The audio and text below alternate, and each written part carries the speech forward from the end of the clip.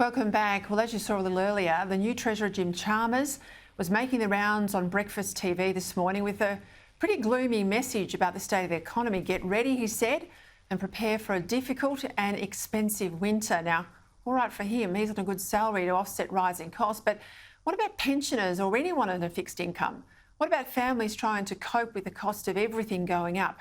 How do we get into this mess and how do we fix it? Someone who likes to call an economic spade a shovel is Professor Judith Sloan, contributing economics editor to The Australian, and she joins me now.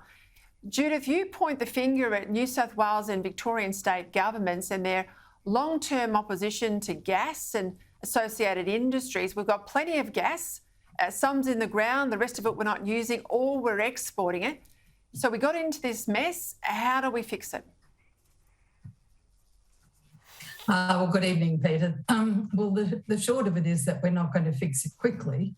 I think people might wrongly assume, although not your viewers, that you can flick a switch on this stuff. But in order to get up a new gas field and get it to market, we're talking about years.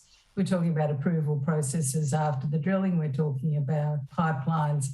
We're talking about establishing markets. So I think the behaviour of the Victorian and New South Wales governments has been appalling. And in many ways, I think I'm more critical of the New South Wales government because even though it was not ostensibly against gas, it made gas developments close to being impossible, even in the case of the Narrabri project, where the operator always said that it would be entirely reserved for domestic use. In other words, it wasn't going to the export market.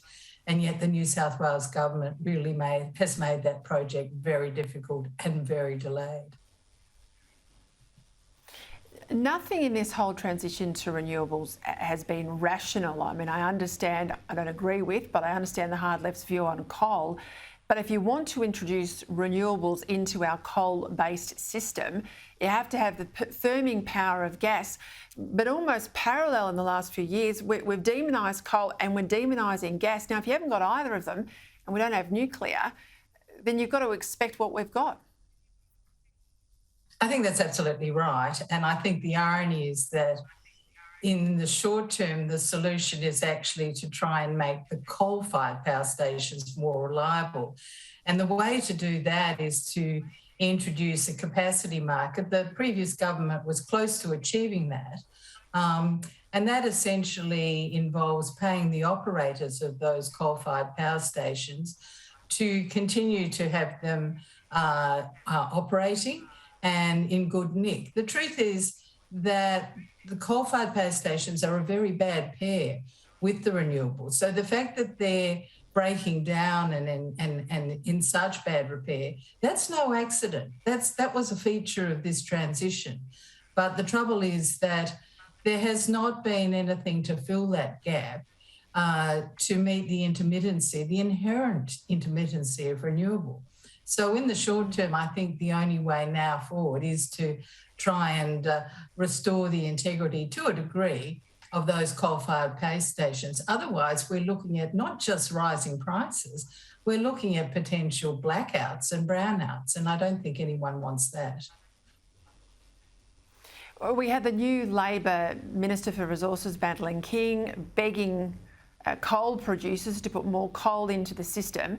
At the same time, we've got the Prime Minister in Indonesia saying by 2030, which is not that far away, he wants us to have 80% plus renewables in the system. I mean, these two things don't compute. No. Look, I think some rational adults, and I use that term advisedly because I don't think adults have been in charge to this point, need to knock their heads together. I mean, there's a lot of problems with having transmission lines all over the place. So just think about it. You've got a solar farm. It might have a 20% capacity. You've got a transmission line. It's going to be used 20% of the time, but consumers are going to be paid for the full cost of that transmission line. I think that idea of having this sort of tapestry of little transmission lines everywhere to every far-flung renewable project is really a silly idea. And so I think they're going to have to reconsider that. You know, the really big word in this market is firming. firming dispatchable power.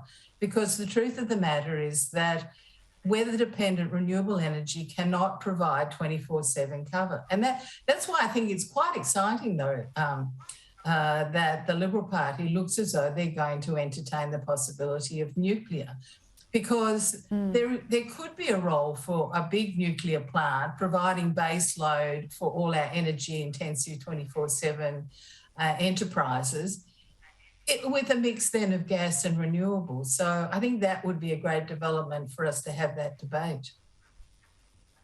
Well, fingers crossed. I think Australians want the debate, but fingers crossed we'll see some politicians prepared to have it. Judith, Sloan, thank you as always.